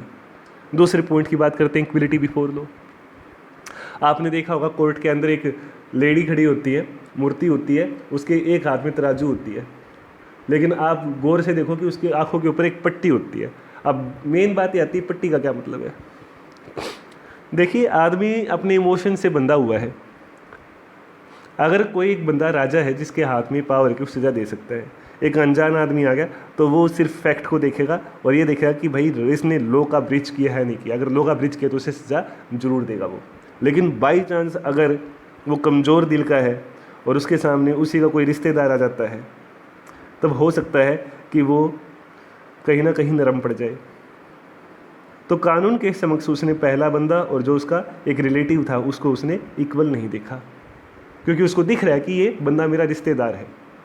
ठीक, तो इसलिए जो कानून की वो न्यायमूर्ति है उसकी आंखों पे पट्टी है कि वो ये नहीं देखेगी कि सामने वाला जो बंदा खड़ा है वो मेरा किस रिलेशन में है। वो सिर्फ ये देखेगी कि जो काम इसने किया है वो ब्रीच ऑफ लॉ के अंडर आता है नहीं आता। अगर ब्रीच ऑफ लॉ के अंडर आया तो उसको पनिशमेंट मिलेगी। यानी कानून की नज़रों में फिर सारे के सारे क्या हो जाते हैं, बराबर हो जाते हैं। इसमें कोई भी ऊंचा बड़ा सगा संबंधी दूर का रिश्तेदार कुछ नहीं देखा जाता। क्लियर। तो ये कंसेप्ट आपका इक्वलिटी बिफोर लॉ। तो ये तो मैंने बताया आपको कि रूल ऑफ लॉ, इसके 2 पॉइंट। अब स्टार्ट करते हैं हम इंडियन कॉन्स्टिट्यूशन आर्टिकल नंबर 14, जिसके अंदर स्टार्टिंग कहाँ से होने लग रही है जी आपका, इक्वलिटी बिफोर लॉ। तो ये याद रखना कि इक्वलिटी बिफोर लॉ क्या चीज़ है जी, आपके पास एक ब्रिटिश कंसेप्ट है और ये कंसेप्ट आपका क्या है, नेगेटिव कंसेप्ट है। क्योंकि आप हर एक चीज़ को इग्नोर करने लग रहे हो कि मेरे सामने है कौन। आप सबको एक इक्वल ट्रीटमेंट देने के लिए किसी को भी छोटा बड़ा ऊंचा नीचा कुछ भी नहीं देख रहे हो, कुछ भी नहीं समझ रहे हो। क्लियर। लेकिन इसके अंदर एक डिसएडवांटेज आ गया, जरा ध्यान से देखो आप। कैसे बोला, एक तो किसी बंदे ने जानबूझ के गलती की हो, फॉर एग्जाम्पल उसके हाथ में पिस्तौल आ गई और उसने सामने वाले को जानबूझ के मार दिया। ठीक। और एक दूसरा नादान बंदा था, यानी बच्चा ही कह लो, बच्चे के हाथ में पिस्तौल आ गई और उसने खेल खेल में चला दी और वो सामने किसी बंदे को लग गई। या आप देखते हो कि शादियों के अंदर जो वहाँ पे फायरिंग होती है तो वहाँ पे कोई इंटेंशन नहीं होती कि हमें किसी को मारना है, लेकिन गलती से किसी भी वजह से सामने वाला मर गया क्योंकि एक्सीडेंटली फायर हो गया उससे। अब ये देखो कि जो एक्ट है वो तो सेम हुआ है, गोली चली है, सामने वाला मरा है। तो अगर आप लॉ को देखो तो लॉ के अंदर तो ये पनिशेबल ऑफेंस है कि चाहे बच्चे ने मारा और चाहे उस आदमी ने मारा है, लेकिन उसने मारा तो है तो उसको सज़ा मिलनी चाहिए। लेकिन क्या बच्चे में और उस आदमी में कोई फ़र्क नहीं था? क्या उनकी इंटेंशंस में कोई फ़र्क नहीं था? इस चीज़ को ब्रिटिश कंसेप्ट नहीं समझता, इसलिए वो क्या है, नेगेटिव कंसेप्ट है। इस कंसेप्ट को समझता है अमेरिकन कंसेप्ट। ठीक। तो इसलिए जो आपके पास इक्वल प्रोटेक्शन ऑफ लॉ है वो इस चीज़ को एक तरीके से नेचुरल जस्टिस लेवल पे जाता है। नेचुरल जस्टिस, नेचुरल जस्टिस का क्या मतलब है कि आप ये चीज़ तो देखते हो कि एक्ट हुआ है, गोली चली है, आदमी मरा है, लेकिन उसके साथ साथ आप सर्कमस्टांसिस को भी ऑब्जर्व करते हो कि सर्कमस्टांसिस क्या थे, इंटेंशन क्या थी, गोली चली तो कैसे चली। तो इंडिया इन दोनों कंसेप्ट को लेके चलता है, ब्रिटिश कंसेप्ट को भी और अमेरिकन कंसेप्ट को भी। और आप देखोगे कि जो नेचुरल जस्टिस होता है, यानी आप जब सर्कमस्टांसिस को देखने लग रहे हो तो ये एक पॉजिटिविटी देने लग रहे हैं कि आप ये बात तो मानते हो कि हाँ गोली चली है, कोई आदमी मरा है, लेकिन आप ये चीज़ भी देख रहे हो कि उस बंदे की इंटेंशन थी या नहीं थी। तो इसलिए इसको हम क्या बोलते हैं, पॉजिटिव कंसेप्ट बोलते हैं। तो जो आपके पास इक्वलिटी बिफोर लॉ है ये तो क्या हो जाएगा आपका ब्रिटिश ओरिजिन नेगेटिव कंसेप्ट, और इक्वल प्रोटेक्शन ऑफ लॉ है ये क्या हो जाएगा American origin but positive concept. ये याद रखना। उसके बाद आ जाते हैं एक जो ये पॉइंट है, it permits reasonable classification by the law. ये जो लाइन है ये कुछ साल तक इतनी इम्पोर्टेंट नहीं थी, लेकिन 5 अगस्त 2019 के बाद से ये इम्पोर्टेंट बनती गई। इसका जो सबसे खूबसूरत इस्तेमाल किया गया है वो अभी रिसेंटली जो आपका जो सिटीजन अमेंडमेंट एक्ट आया था CA, जिसके खिलाफ पूरे देश के अंदर बहुत ज़बरदस्त तरीके के हंगामे हुए थे, अनशन हुई थी, हड़ताल हुए थे, उसके अंदर हुआ था। अमित शाह जी से जो तत्कालीन गृह मंत्री रहे हैं, होम मिनिस्टर हैं, तो उनसे पूछा गया कि आपने पर्टिकुलर धर्म को ही इसके अंदर कैसे ले लिया। अगर आप पर्टिकुलर धर्म को अपने इस अमेंडमेंट एक्ट के अंदर इंक्लूड करते हो तो आप इक्वलिटी बिफोर लॉ यानी आर्टिकल नंबर 14 इसका वॉयलेशन करने लग रहे हो कि आपने हिंदू ले लिया, सिख ले लिया, बुद्ध ले लिया, जैन ले लिया, ठीक है, बौद्ध ले लिया, पारसी ले लिया, लेकिन आपने मुस्लिम नहीं लिया, इसका मतलब आप उनको अनइक्वल मानने लग रहे हो। तो जब आप कह रहे हो कि भाई ये अनइक्वल है, तो इसका मतलब आप डायरेक्टली आर्टिकल 14 का वोलेशन कर रहे हो, जो कि हमारा क्या है, फंडामेंटल राइट है। और ये अधिकार हर एक को मिला, चाहे वो इस देश का नागरिक है या इस देश का नागरिक नहीं है, दोनों को ही मिला है, एनी पर्सन। तो ये कानून आप नहीं लेके आ सकते। इस कानून को अगर आप लाओगे तो इसको सुप्रीम कोर्ट में चैलेंज किया जाएगा। ये बात पूछी गई थी। तब अमित शाह जी ने बहुत ही अच्छे तरीके से इस चीज़ को डिफाइन किया था कि आर्टिकल नंबर 14 के अंदर सुप्रीम कोर्ट ने एक वर्डिक्ट दी थी और उसने कहा था कि आप रीजनेबल क्लासिफिकेशन कर सकते हो। रीजनेबल क्लासिफिकेशन के बारे में उन्होंने बताया कि मुस्लिम समुदाय को हम इसलिए इंक्लूड नहीं कर रहे क्योंकि जो हमारे पड़ोसी देश हैं वो वहाँ पे मेजॉरिटी में है, वो अल्पसंख्यक नहीं है। लेकिन जो 6 कैटेगरी थी जो अभी मैंने गिनवाई, वो उन पड़ोसी देशों में माइनॉरिटी आती है। तो ये माइनॉरिटी वर्ड उन देशों के अंदर ही यूज़ किया गया है उन धर्मों के लिए। तो हमने क्लासिफिकेशन दिया है कि उन धर्मों के माइनॉरिटी। तो इस तरीके से हम एक रीजनेबल क्लासिफिकेशन बना सकते हैं। तो वो सही है या गलत है इसके बारे में हम बात नहीं करेंगे, क्योंकि वो तो अभी सुप्रीम कोर्ट में भी होना है। उसके बाद जो एक कोरोना महामारी आई है उसके बाद से कुछ हो नहीं पाया है क्लियर। तो अभी बस हम ये बात मान के चलेंगे कि जो ये पॉइंट है आज के टाइम पे इंपॉर्टेंट पॉइंट है, क्योंकि इसके ऊपर बहस चली हुई है कि it permits reasonable classification by the law. Clear है। ये तो हो गई आपकी मोटा मोटी सारी बातें। अब ये देख लेते हैं कि इसकी कोई एक्सेप्शन है या नहीं है। एक बात याद रखना, पॉलिटी के अंदर कोई भी एक स्टेटमेंट जो आप बोल देते हो वो कहीं भी नहीं ठहरेगी। रीज़न बिहाइंड हर आर्टिकल और हर चीज़ की एक्सेप्शंस दे रखी है पॉलिटी ने। यानी लूप होल कह लो या बाईपास कह लो या शॉर्टकट कह लो या कोई जुगाड़ कह लो, आप हर आर्टिकल के हिसाब से निकाल सकते हो। तो इसलिए कभी भी किसी भी पॉइंट के ऊपर अकड़ना मत। ये मेरी आपको बिल्कुल सख्त हिदायत है। आप उस चीज़ को एक्सेप्ट करना और देखना और उसके खिलाफ खिलाफ बोल रहा हूँ, उसके लिए अपने फेवर में आप और स्ट्रॉन्ग पॉइंट्स लेके आ सकते हो। बट आप किसी भी चीज़ को बिल्कुल ये मत कहना कि ऐसा है ही नहीं। थोड़ा सोचना इस चीज़ के बारे में कि ये पॉसिबल है या पॉसिबल नहीं है। क्लियर है। हाँ जी। तो इसके एक्सेप्शंस देखते हैं कि इसके एक्सेप्शंस में क्या क्या जाते हैं। जैसे आगे आपके पास MP MLA, हमारे बोलने का अधिकार फिर भी किसी ना किसी तरीके से रोका जा सकता है। हमारे घूमने का अधिकार ये भी किसी ना किसी तरीके से रोका जा सकता है। फॉर एग्जांपल, अगर पूरे देश के अंदर लॉकडाउन कर दिया तो हमारी जो मूवमेंट है वो रोक दी, हम घर से बाहर नहीं जा सकते। लेकिन उसके बावजूद भी जो MP और MLA हैं वो जा सकते हैं। तो जो फंडामेंटल राइट है वो हमसे ज़्यादा MP MLA को मिले हुए हैं। यानी एक लॉ तो बना दिया, लेकिन वो जो लॉ है वो हमारे ऊपर एप्लीकेबल है और उनके ऊपर एप्लीकेबल नहीं है। क्लियर। तो इसका मतलब क्या हो गया कि वो एक्सेप्शन की क्राइटेरिया में आके वहाँ पे इक्वलिटी नहीं देखी जाएगी। तो MP MLA है उनको हमसे ज़्यादा राइट्स मिले हुए हैं अपने फंडामेंटल राइट्स को प्रैक्टिस करने के लिए, उनकी कवरेज ज़्यादा है। फिर आ जाते हैं आपके पास UNO की एजेंसीज़, यानी यूनाइटेड नेशन ऑर्गेनाइजेशन की अगर कोई एजेंसी काम करते हुए जाने अनजाने में कुछ वॉयलेशन कर देती है, किसी भी चीज़ का कोई पनिशेबल एक्ट कर देती है, तो उसके बावजूद भी उसको सज़ा नहीं मिलेगी, क्योंकि ये हमने एक्सेप्शंस में मेंशन कर दिया।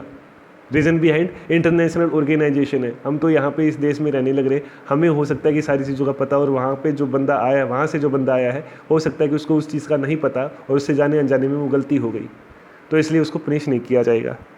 फिर हो गया आपके पास फॉरेनर डिप्लोमेट्स। फॉरेनर डिप्लोमेट्स में कौन से आ जाते हैं? जो एम्बेसडर्स होते हैं, राजदूत होते हैं, या उनके साथ जो उनके कर्मचारी होते हैं, वो सारे इसी कैटेगरी में आते हैं। यानी कोई भी राजदूत है, कोई एम्बेसडर है, यहाँ पे कोई भी पनिशेबल एक्ट करता है तो हमारी सरकार ज़्यादा से ज़्यादा उसकी शिकायत भेज देगी और वो कंट्री अपने बंदे को बुला के खुद सज़ा देगी, हम इसको सज़ा नहीं दे सकते। और ये जो बात है सिर्फ हमारे कॉन्स्टिट्यूशन में नहीं है, ये पूरे वर्ल्ड के अंदर एक कन्वेंशन हुई थी जिसके तहत सभी ने इस बात को माना था कि जो एम्बेसडर्स होते हैं वो अगर कोई पनिशेबल ऑफेंस कर देते हैं तो सज़ा वे नहीं देंगे, उसको वापस भेजने की बात कह सकते हैं। क्लियर। उसको कन्फाइन कर सकते हैं। कन्फाइन करने का मतलब क्या है कि उसको दोबारा वो एक्ट ना करे, इसलिए उसको घेराबंदी नज़रबंद कर सकते हैं, लेकिन कोई सज़ा नहीं दे सकते। क्लियर है। नेक्स्ट बढ़ते हैं प्रेसिडेंट और गवर्नर। प्रेसिडेंट और गवर्नर का केस लगभग दोनों का सेम चलेगा, इसलिए दोनों को एक ही कैटेगरी में लेके चल रहा हूँ मैं। अब होता क्या है कि जैसे अभी थोड़ी देर पहले मैंने बात की थी पर्सनल कैपेसिटी और ऑफिशियल कैपेसिटी, इसी तरीके से यहाँ पे भी जब हम आर्टिकल 14 को यहाँ इनके ऊपर अप्लाई करते हैं तो देखते हैं कि जो ऑफेंस इनसे हुआ है वो पर्सनल कैपेसिटी में हुआ है या फिर इनकी ऑफिशियल कैपेसिटी में हुआ है। तो वहाँ पे क्या क्या इनको इम्यूनिटी दी गई है। अगर ये ऑफिशियल कैपेसिटी में कुछ भी पनिशेबल एक्ट करते हैं, क्लियर, लेकिन ऑफिशियल कैपेसिटी में तो वो 100% इम्यूनिटी मिली हुई है, इनके ऊपर किसी भी तरीके के कोई भी चार्जेस फाइल नहीं होंगे, क्लियर। लेकिन अगर पर्सनल कैपेसिटी की बात करें, जैसे कोई मान लो बंदा था, उसने किसी का खून कर दिया बहुत साल पहले, उसने किसी को पता नहीं लगने दिया और वो एक पार्टी के साथ मिलकर राष्ट्रपति बन गया या गवर्नर बन जाता है, बाई चांस की बात है, लेकिन बाद में पता चलता है कि इसने तो वो मर्डर कर रखा था, बाद में हमारे पास ऐसे एविडेंस आ जाते हैं। तो जब तक वो गवर्नर या प्रेसिडेंट की पोस्ट पे बैठा हुआ है तब तक तो क्रिमिनल केसेस के अंडर उसके खिलाफ कोई भी बात नहीं होगी, कोई भी कंप्लेंट दर्ज तक नहीं होगी, क्लियर। लेकिन जैसे ही वो अपने इस पद से, अपनी इस डेजिग्नेशन से उतरता है कि उसका टेन्योर पूरा हो गया या उसने रेजिग्नेशन दे दिया दबाव में आके, जैसे ही वो प्रेसिडेंट या गवर्नर नहीं रहा तभी की तभी उसके खिलाफ प्रोसीडिंग्स स्टार्ट हो जाएंगी, क्लियर। तो पर्सनल कैपेसिटी के अंदर 100% इम्यूनिटी है जब तक वो अपनी सीट पे बैठा हुआ है, लेकिन रेजिग्नेशन के बाद या फिर उसके टेन्योर कंप्लीट होने के बाद वो एक आम आदमी की तरह उस केस को फेस करेगा, क्लियर। नेक्स्ट इसमें आ जाता है पर्सनल ये सिविल केसेस। देखो जो ऑफेंस होते हैं वो दो तरीके के होते हैं, एक तो होते हैं क्रिमिनल केस और दूसरे होते हैं आपके सिविल केस। बहुत सारे केस ऐसे हैं जिनको लॉ पहले से डिफाइन करके चलता है कि ये पर्टिकुलर क्रिमिनल केस के अंडर आएंगे और ये पर्टिकुलर आपके सिविल केस के अंदर आएंगे, लेकिन कुछ ऐसे होते हैं जिनको आप अपनी सुविधा के हिसाब से चेंज कर देते हो। छोटा सा एग्जाम्पल लेता हूँ, आप जाने लग रहे थे, सामने से रोंग साइड में गाड़ी आई, टकरा गई। अब एक एक्ट हुआ है कि भाई रोंग साइड में गाड़ी चलाता हुआ एक बंदा आया था और उसने आपकी गाड़ी को टक्कर मार दी, आप उसके खिलाफ कंप्लेंट दर्ज करवाते हो। तो आप देखो इसको किस तरीके से क्रिमिनल या फिर सिविल में कन्वर्ट करवा देते हो। अगर आपको लगता है कि उसने जानबूझ के टक्कर मारी है जिससे आपकी जान को खतरा था, तो आप अपनी कंप्लेंट को जब इस तरीके से फाइल करवाओगे तो वो बन जाएगा आपका क्रिमिनल केस, ठीक है।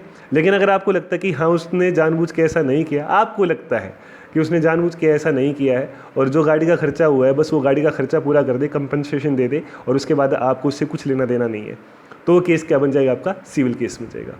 तो कुछ तो प्री डिफाइंड है, फॉर एग्जांपल ट्रिपल तलाक है, ट्रिपल तलाक के अंदर तलाक दिया है, किसी को जान से तो नहीं मारा, लेकिन फिर भी इसको लॉ के अकॉर्डिंग क्रिमिनल केस के अंदर लिया गया है कि क्रिमिनल ऑफेंस कहलाएगा, ठीक। लेकिन कुछ केस ऐसे होते हैं जो आप अपनी सुविधा के अनुसार क्रिमिनल या सिविल दर्ज करवाते हो। तो मैं बताने लग रहा था कि जो प्रेसिडेंट या गवर्नर है इनको पर्सनल कैपेसिटी के अंदर अगर ये क्रिमिनल केस करते हैं तब 100% इम्यूनिटी है जब तक ये अपने पद पे बैठे हुए हैं। लेकिन अगर बात करें सिविल केसेस की, फॉर एग्जांपल इन्होंने किसी को चेक दे रखा था, वो चेक बाउंस हो गया और वो चेक इन्होंने कोई ये ऐसा नहीं था कि सरकार के कहने पे, इन्होंने बस अपने ही जो इनके ताल्लुकात थे उस बेस पे इन्होंने किसी को चेक दिया था, वो बाउंस हो गया, तो ये सिविल केस बन गया।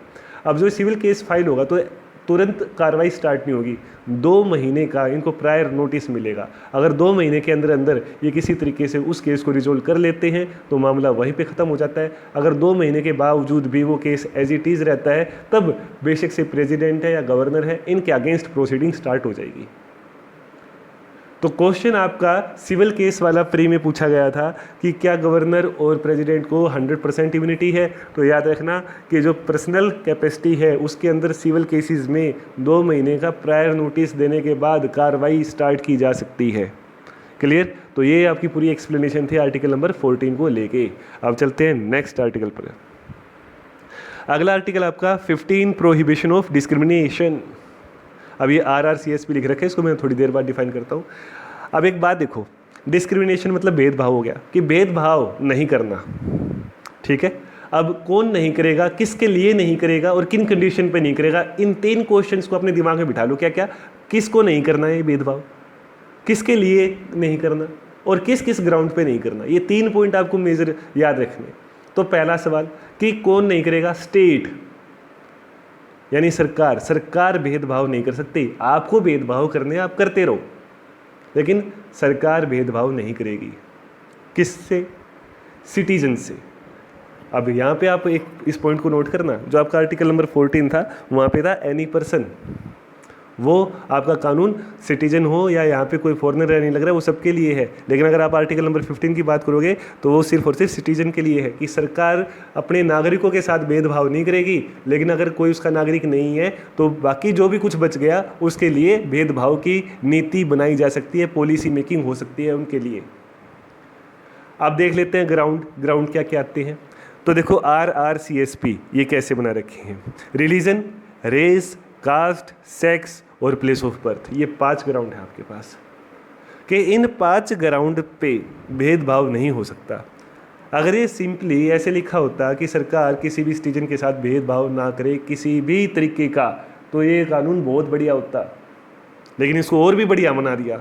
कैसे बोला कि भेदभाव इन ग्राउंड पे नहीं करना RRCSP के, लेकिन इसके अलावा जो बच गए तो उस पर आप कर सकते हो। आप सोचोगे कि सर आपने ऐसे कैसे कह दिया, कि बहुत बढ़िया कर दिया।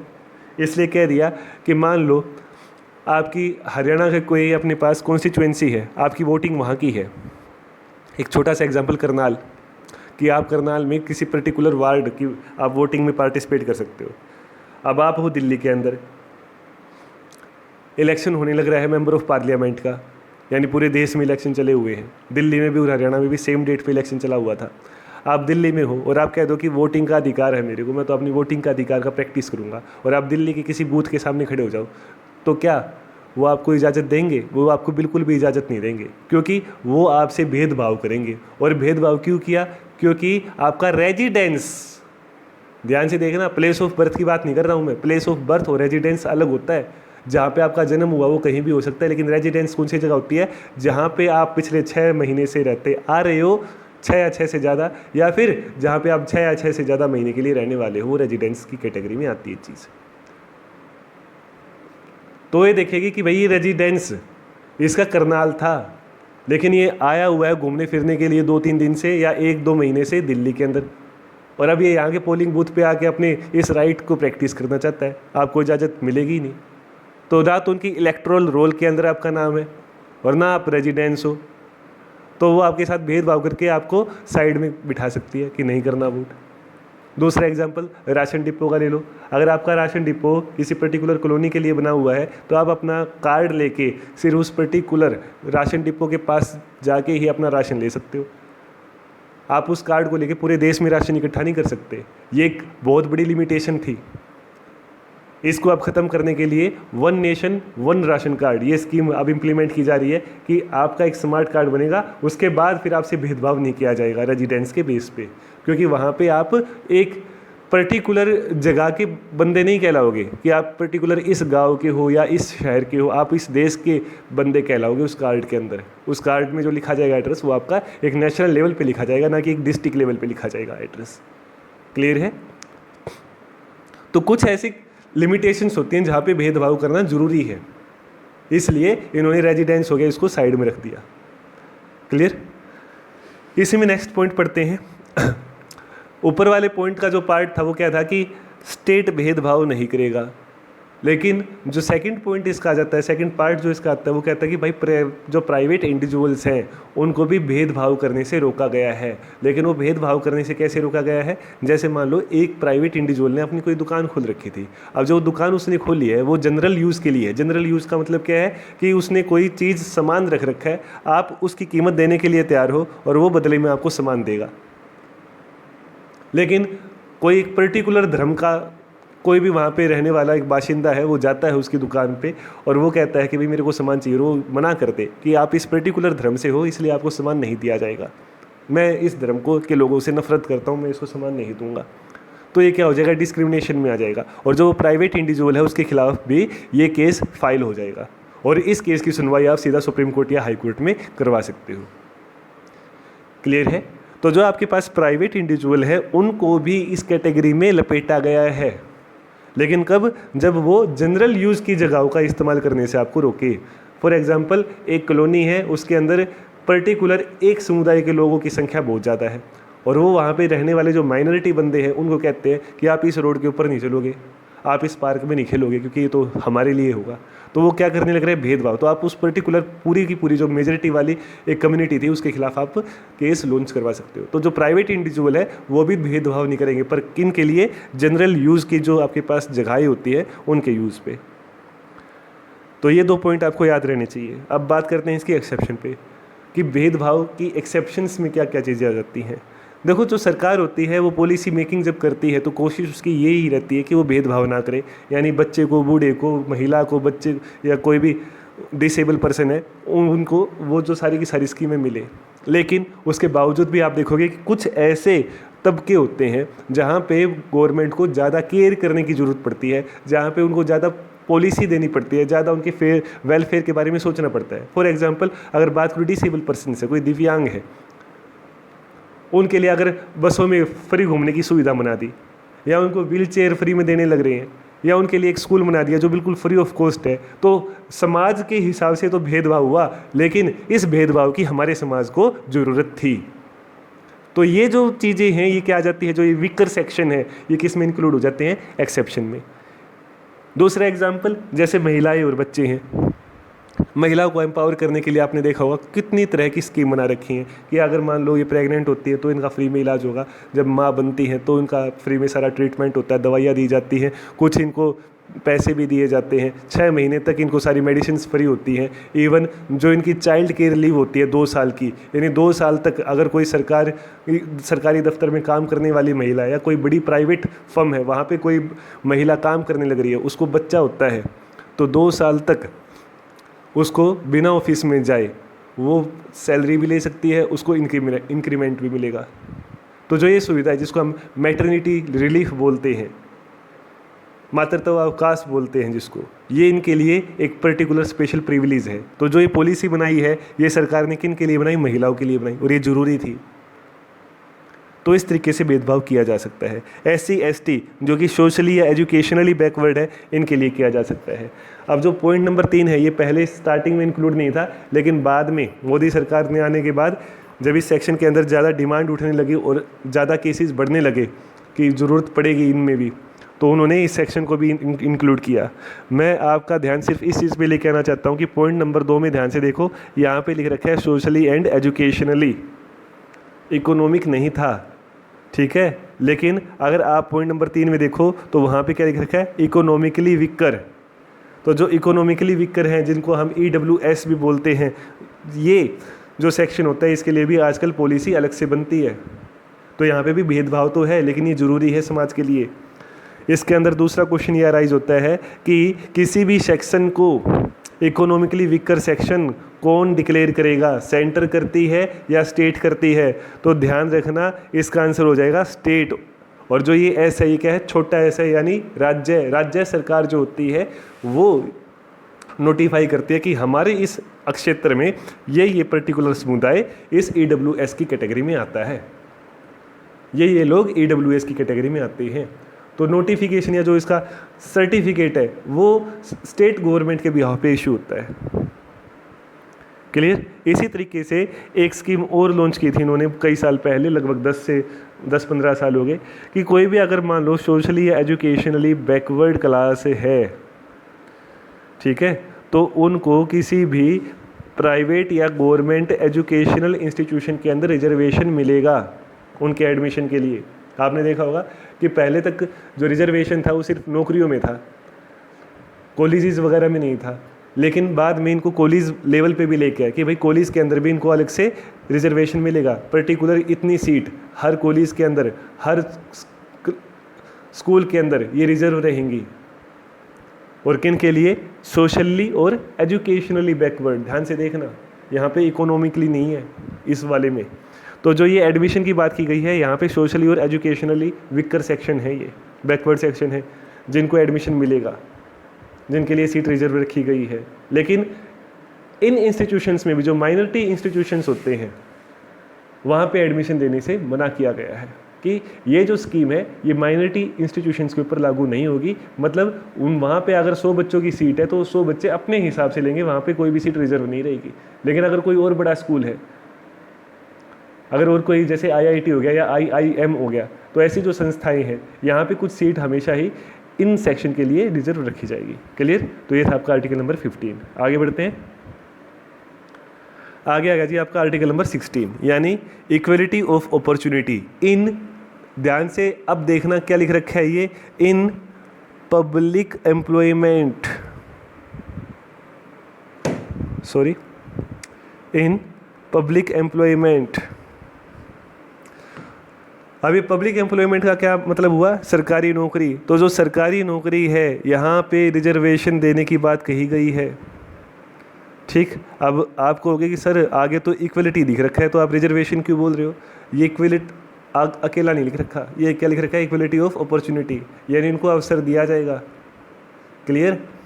तो अब जरा ध्यान से देखना इस आर्टिकल की पहली लाइन को ही, no citizen can be discriminated, यानी जैसे आर्टिकल नंबर 15 था उसके अंदर भी किसके लिए बात की गई थी? सिटीजन को लेके। तो आर्टिकल 16 भी किसको फोकस करने लग रहा है? सिटीजन को। सभी की सभी यहाँ पे रहने वाले जो पीपल हैं उनके लिए नहीं है ये सिर्फ और सिर्फ सिटीजन के लिए है। तो उनके बारे में कहा गया है कि जब पब्लिक एम्प्लॉयमेंट की बात करोगे, यानी यूपीएससी का फॉर्म निकल गया, एसएससी का फॉर्म निकल गया, ठीक है, तो या बैंक पीओ का फॉर्म निकल गया, आरआरबी का फॉर्म निकल गया, कोई भी फॉर्म निकलता है पब्लिक एम्प्लॉयमेंट सरकारी नौकरी का, तो उसमें कोई भी बंदा कहीं का भी रहने वाला हो वो उसमें अप्लाई कर सकता है। पहली बात। दूसरी बात, इसके अंदर भी ग्राउंड्स मेंशन किए गए हैं। 5 ग्राउंड तो वही हैं पहले वाले जो हम 15 में पढ़ के आए हैं, race, religion, caste, sex, place of birth, RRCSP। लेकिन वहाँ पे हमने देखा था कि रेजिडेंस वो एक एक्सेप्शन में आ गया था, तो इसमें रेजिडेंस को भी कवर कर दिया। यानी अगर कोई हरियाणा का बंदा दिल्ली की सरकारी नौकरी में जाना चाहता है तो वो उसको ये कह के मना नहीं कर सकते कि भाई तुम तो हरियाणा के बंदे हो, तुमको हम नहीं आने देंगे, तुम्हारा रेजिडेंस वहाँ का है, वहाँ पे डिस्क्रिमिनेशन नहीं होगा। यानी हरियाणा का बंदा भी दिल्ली की नौकरी के लिए अप्लाई कर सकता है, ये मतलब हो गया इसका। और फिर आ गया डिसेंट। डिसेंट का क्या मतलब होता है? आपने एक बहुत ही फेमस डायलॉग सुना होगा, राजा का बेटा राजा। सेम, अगर कोई IAS है, ठीक है, तो इसका मतलब ये नहीं है कि जो उसका बेटा होगा वो भी IAS ही होगा जस्ट बिकॉज कि वो IAS का बेटा है। हाँ, अगर वो तैयारी करता है एग्ज़ाम को क्लियर करता है फिर तो वो IAS बन सकता है, लेकिन जस्ट बिकॉज कि वो IAS का बेटा है इसलिए IAS बनना उसका तय है, ये नहीं चलेगा। तो इसके अंदर बता रखा है कि डिस्क्रिमिनेशन नहीं की जाएगी। कब? पब्लिक एम्प्लॉयमेंट के केस में। फिर से मैं कहूँगा एक्सेप्शंस हैं। कैसे एक्सेप्शंस हैं? अगर मान लो आंध्र प्रदेश की और तेलंगाना की बात करें तो वहाँ के जो लोगों का प्रोपोर्शन है सरकारी नौकरी में बहुत कम है और गरीबी भी बहुत ज़्यादा है कुछ एरियाज़ के अंदर, तो इसलिए स्पेशली इन्होंने डिमांड की पार्लियामेंट के सामने। तो पार्लियामेंट ने कॉन्स्टिट्यूशन को पढ़ा और पढ़ने के बाद पता चला कि कॉन्स्टिट्यूशन में एक प्रोविज़न है। कॉन्स्टिट्यूशन कहता है कि parliament can prescribe residence as a ground. अगर किसी पर्टिकुलर स्टेट के अंदर बहुत ही गंभीर समस्या है, गरीबी बहुत ज़्यादा है, एम्प्लॉयमेंट के अंदर उनकी पार्टिसिपेशन कम है, वहाँ पे एजुकेशन की लार्ज लेवल पे कमी है, तो वो पर्टिकुलर रेजिडेंस को एक ग्राउंड बना सकती है। कि जैसे आंध्र प्रदेश में वहाँ पे अब सरकारी नौकरी के एग्ज़ाम निकलते हैं, नोटिफिकेशन निकलती है, तो वहीं के जो रहने वाले हैं जिनके पास वहाँ का डोमिसाइल लेटर है वही अप्लाई कर सकता है और वो नौकरी सिर्फ उन्हीं को मिलेगी और किसी को नहीं मिलेगी। तो ये जो डिक्लेयर करने वाली बात है या फिर इस तरह का जो कोटा सिस्टम या रिजर्वेशन सिस्टम लाने की जो पावर है वो किसके पास है? स्टेट गवर्नमेंट के पास ना, सेंट्रल गवर्नमेंट के पास ना, पार्लियामेंट के पास। स्टेट गवर्नमेंट, सेंट्रल गवर्नमेंट ये दो अलग चीज़ है और पार्लियामेंट इनसे बिल्कुल अलग चीज़ है। जब आप कहोगे कि सर सेंट्रल गवर्नमेंट और पार्लियामेंट ये कैसे अलग है, स्टेट तो चलो समझ में आ गया। देखो, जब आप बात करते हो सेंट्रल गवर्नमेंट की तो सेंट्रल गवर्नमेंट के अंदर विपक्ष नहीं आता, अपोजिशन नहीं आता, लेकिन जब आप पार्लियामेंट की बात करते हो तो वहाँ पे विपक्ष यानी अपोजिशन भी बैठा होता है। आपकी डिसीजन मेकिंग में उसका भी हाथ होता है कि वो आपको फेवर करे या ना करे, कुछ भी करे, लेकिन वो पार्टिसिपेशन करता है आपकी डिसीजन मेकिंग में। तो ये जो एम्पावर किया गया है, ये किसको किया गया है जी? पार्लियामेंट को, कि पार्लियामेंट प्रिस्क्राइब कर सकता है रेजिडेंस को एज ए ग्राउंड। दूसरा, इसके अंदर एक्सेप्शन आती है रिलीजियस इंस्टीट्यूशन की। अब जैसे मान लो कोई भी हमारे पास एक बड़ा सा मंदिर है, वहाँ पे क्योंकि आपको पता होगा कि बहुत सारे ऐसे मंदिर हैं जो ट्रस्ट के अंडर होते हैं, मतलब सरकार के अंडर चलते हैं, वहाँ की सारा सुपरविजन, सारा जो पैसा है, ऑडिट, वो सारा गवर्नमेंट संभालती है, बहुत जो बड़े बड़े मंदिर हैं। अब वहाँ पे एक पुजारी था, उस पुजारी की बाई चांस डेथ हो जाती है या वो बूढ़ा बीमार हो जाता है बहुत ज़्यादा, तो उस केस में हमें एक नया पुजारी चाहिए। तो वो पुजारी जो आएगा वहाँ पे, पहली बात तो एक किस कैटेगरी में आ गया, पब्लिक एम्प्लॉयमेंट की कैटेगरी में आ गया। लेकिन यहाँ पे डिस्क्रिमिनेशन किया जाएगा। क्यों किया जाएगा? क्योंकि वो मंदिर है और पर्टिकुलर अगर वो शिव की पूजा करने लग रही है वहाँ पे, तो वो शिव समुदाय का ही एक पुजारी आ सकता है वहाँ पे विष्णु समुदाय का नहीं आ सकता। क्लियर? अगर कोई मस्जिद है, वहाँ का जो कोई मौलाना साहब है, ठीक है, उनकी मृत्यु हो जाती है, उनको रिप्लेस करना है, तो वो उसी समुदाय का ही एक बंदा होना चाहिए। तो जो आपके पास रिलीजियस इस इंस्टीट्यूशंस के अंदर है, अगर आपके पास पब्लिक एम्प्लॉयमेंट है तो आप रिलीजियस को एक ग्राउंड बना के डिस्क्रिमिनेट कर सकते हो, ठीक है। और जो तीसरा ग्राउंड आ जाता है वो आ जाता है इकोनॉमिकली वीकर सेक्शन। ये आपने अभी कुछ सालों के पहले ही देखा होगा कि सरकार ने एक नई पॉलिसी बनाई जिसके अंदर क्या कहा गया कि सरकारी नौकरी के अंदर 10% 10% जो रिजर्वेशन होगा वो इकोनॉमिकली वीकर सेक्शन के लिए होगा। यानी में जो 10% सीट है वहाँ पे जस्ट और जस्ट AWS, ये जो सर्टिफिकेट जिनके पास है, ये सिर्फ वही फिल करेंगे। क्लियर? तो ये 3 ग्राउंड ऐसे हैं जहाँ पे डिस्क्रिमिनेशन हो सकती है। अब बात करते हैं 15 और 16 में एक कॉमन पॉइंट की। तो देखो जो 15 है और जो 16 है, दोनों में एक पॉइंट कॉमन है, और वो क्या है कि ये दोनों के दोनों आर्टिकल सिर्फ और सिर्फ सिटीजन के लिए हैं और लोगों को ये आर्टिकल प्रोटेक्ट नहीं करते। क्लियर? खैर, अब आगे बढ़ते हैं आर्टिकल नंबर 17। तो देखो आर्टिकल नंबर 17 कहता है अबोलिशन ऑफ अनटचेबिलिटी, यानी जो छुआछूत है इसका ये विरोध करने लग रहा है। तो देखो जो छुआछूत क्या होता है और ये कितने सालों से चला आ रहा है, इसके बारे में मुझे ज़्यादा एक्सप्लेनेशन देने की ज़रूरत नहीं है, आप सबको पता है। भीमराव अंबेडकर जी के बारे में आप सबको पता होगा कि किस तरीके से वो इतने इंटेलिजेंट पर्सनैलिटी थी, उसके बावजूद भी उनके साथ किस तरह का व्यवहार बचपन में किया गया था, अलग से बिठाया जाता था, उनके मटके अलग हुआ करते थे, उनको कोई घर में बुला के भी खुश नहीं था, या फिर अलग अलग तरीके के इनकी टॉर्चर करने के तरीके हुआ करते। इन्होंने जो मूवमेंट किया और इनके साथ फिर जो महात्मा गांधी जी का हरिजन मूवमेंट आया, उसके बाद अपने कॉन्स्टिट्यूशन के अंदर ऐसे प्रोविज़न बनाए गए कि इनको स्ट्रॉन्ग किया जाए, और वो जो स्ट्रॉन्ग देने की प्रोसेस थी वो आज तक चली हुई है। अब तक जो उनका एक सपना था वो पूरा नहीं हुआ है, यानी आज भी वो समाज में उस इक्वल लेवल पे नहीं आए हुए हैं, लेकिन फिर भी गवर्नमेंट तरह तरह की पॉलिसी बना के उनको एम्पावर करने लग रही है। उन्हीं में से एक ये पॉलिसी थी जो कि उस वक्त डॉक्टर भीमराव अंबेडकर जब संविधान ड्राफ्ट करने लग रहे थे तब उन्होंने समझा था कि ये ज़रूरी है, और वो आर्टिकल नंबर 17 में उन्होंने मेंशन किया अंडर फंडामेंटल राइट्स। और वो क्या है कि भाई कोई भी छुआछूत की प्रैक्टिस नहीं करेगा। लेकिन छुआछूत क्या होता है, इसकी डेफिनेशन दी ही नहीं कॉन्स्टिट्यूशन के अंदर। क्लियर? और जो छुआछूत जो ये प्रैक्टिस है ये नहीं करेगा, और अगर कोई करता है तो उसको क्या क्या सज़ा मिलेगी, वो सज़ा जो बनाई गई है उसके लिए एक एक्ट बनाया, उस एक्ट के अंदर भी इसकी डेफिनेशन नहीं है। तो क्वेश्चन ये भी पूछा जाता है, आप टेस्ट सीरीज करोगे या फिर आप कोई एग्जाम देखते हो तो उसमें कई जगह पे आपको क्वेश्चन मिलेगा कि जो छुआछूत है, untouchability is defined in article number 17 या in the act regarding to the abolition of untouchability. तो याद रखना कि ना तो ये कॉन्स्टिट्यूशन में और ना इसके रिगार्डिंग जो एक्ट आया, दोनों में ही इसको डिफाइन नहीं किया गया है। हाँ, ये बात पक्की है कि लॉ के अंदर ये जरूर लिखा गया है कि वो क्या होगा, आपका एक पनिशेबल ऑफेंस जरूर होगा, और ये इतना पनिशेबल होता है कि अगर मान लो कोई MP या MLA जो एग्जिस्टिंग है, ठीक है, अगर वो भी इस तरह की प्रैक्टिस करता हुआ पकड़ा जाता है तो उसकी जो MP या MLA की मेंबरशिप होती है वो तक ख़त्म हो जाती है। इसके खिलाफ कानून इतना सख्त बना के लाया गया है। इवन अगर कोई दलित समुदाय का ये कंप्लेंट कर देता है कि मेरे को जाति सूचक शब्द बोले गए हैं, तो बिना किसी जांच पड़ताल के, ठीक है, उसको गिरफ्तार किया जा सकता है। तो कानून तो इसके लिए बहुत सख्त बना के लेके आए हैं, लेकिन जो अनटचेबिलिटी क्या होती है इसको डिफाइन नहीं किया। तो एक बार ये जो मुकदमा है चला गया सुप्रीम कोर्ट में, तो सुप्रीम कोर्ट ने बहुत अच्छे तरीके से इसको हैंडल किया और ये कहा कि देखो अनटचेबिलिटी क्या होती है, इसको डिफाइन सिर्फ एक बेसिस पे कर लो कि इसका हिस्टोरिकल बैकग्राउंड है या नहीं।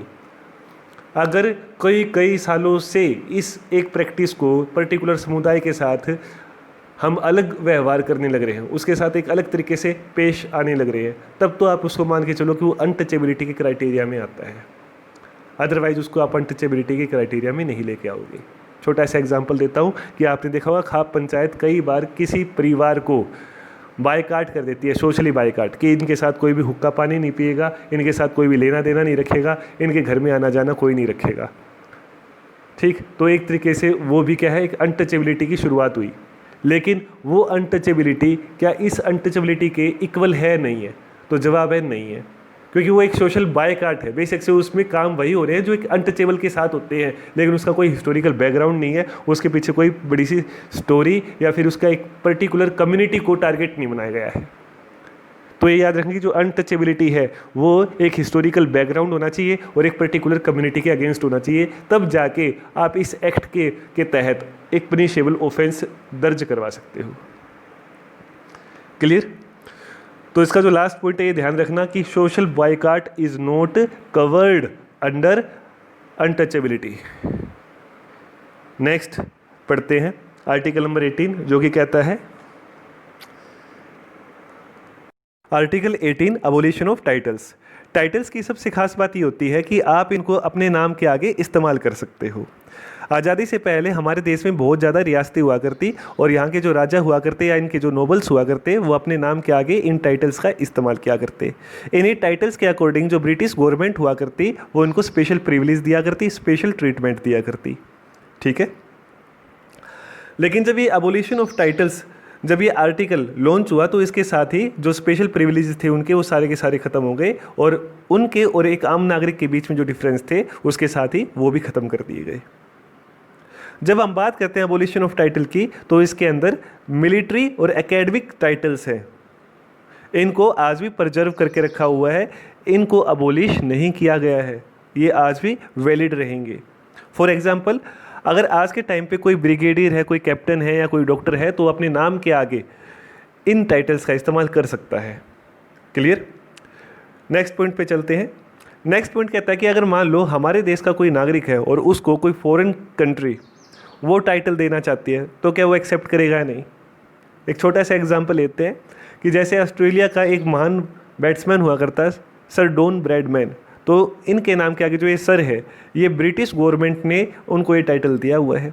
अगर ये टाइटल सर नाम का ही हमारे देश के सचिन तेंदुलकर को ऑफर किया जाए तो क्या वो इस चीज़ को एक्सेप्ट कर सकते हैं, नहीं कर सकते? तो जवाब है नहीं, क्योंकि आर्टिकल नंबर 18 हमारे देश के किसी भी नागरिक को फॉरेन कंट्री के टाइटल को लेने से मना करती है।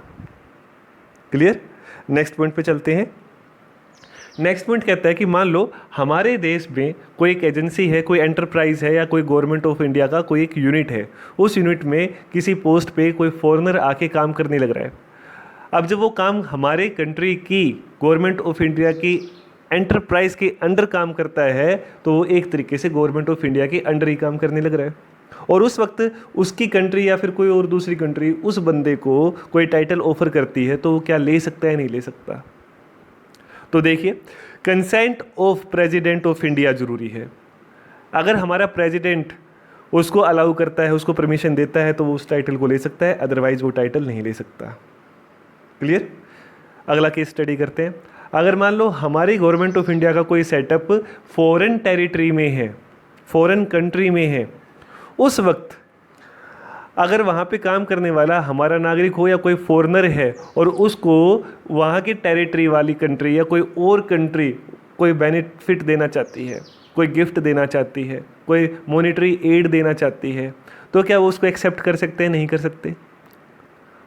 तो इसका जवाब है with the consent of president of India, क्योंकि वो सेटअप किसका था, गवर्नमेंट ऑफ इंडिया का, तो कंसेंट किसकी चलेगी, प्रेसिडेंट की चलेगी, और वो भी हमारे वाले की। तो जो हमारा प्रेसिडेंट ऑफ इंडिया है अगर वो परमिशन देता है तो विदेश के सेटअप में काम करने वाला सिटीजन या फॉरेनर उस जगह की गवर्नमेंट से मॉनेटरी बेनिफिट भी ले सकता है और गिफ्ट वगैरह भी ले सकता है, अदरवाइज नहीं। क्लियर? नेक्स्ट पॉइंट पे चलते हैं। क्या नेशनल अवार्ड भारत रत्न, पद्म विभूषण, पद्म भूषण, पद्मश्री, क्या ये आर्टिकल नंबर 18 के टाइटल्स की डेफिनेशन में कवर होंगे या नहीं होंगे? एक बार ये सुप्रीम कोर्ट में चला गया था मामला, चैलेंज किया गया था इन अवार्ड्स को। तो सुप्रीम कोर्ट ने कहा था कि देखिए, जो ये हमारे पास भारत रत्न, पद्म विभूषण, पद्म भूषण या पद्मश्री जैसे अवार्ड हैं, ये टाइटल्स की कैटेगरी में नहीं आते। ये किसी मेरिट को, किसी प्रतिभा को रिकॉग्नाइज करने का काम करने लग रहे हैं, और इसके साथ इनको कोई स्पेशल प्रिविलेज नहीं मिल रहा है, और प्लस जिसको भी ये अवार्ड मिलेगा वो अपने नाम के साथ इन अवार्ड के नाम को नहीं लिख सकता। यानी एक मेजर है, एक कर्नल है, अगर वो अपना विजिटिंग कार्ड छपवाता है तो अपने नाम के आगे मेजर या कर्नल लिखवा सकता है। लेकिन अगर एक बंदा जिसको भारत रत्न मिला हुआ है तो वो विजिटिंग कार्ड में अपने नाम के आगे भारत रत्न नहीं लिख सकता, और अगर उसने लिखने की कोशिश की तो वो अवार्ड उससे वापस ले लिया जाएगा। तो सुप्रीम कोर्ट की इस रूलिंग के बाद ये अवार्ड टाइटल की तरह यूज़ नहीं किए जा सकते, और अगर कोई करने की कोशिश करेगा तो उससे ये अवार्ड वापस ले लिए जाएंगे।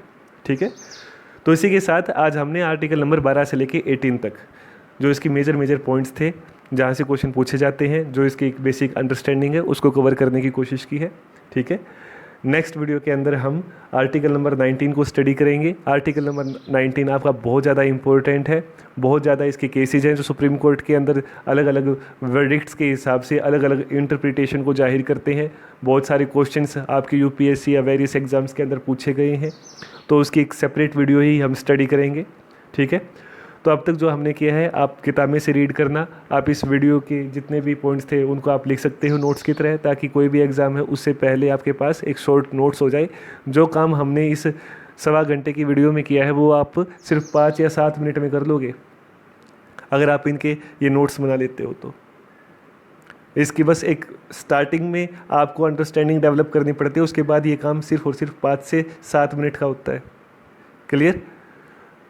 तो अभी के लिए इजाज़त लेते हैं, कल मिलते हैं अगली वीडियो आर्टिकल नंबर 19 के साथ। Thank you.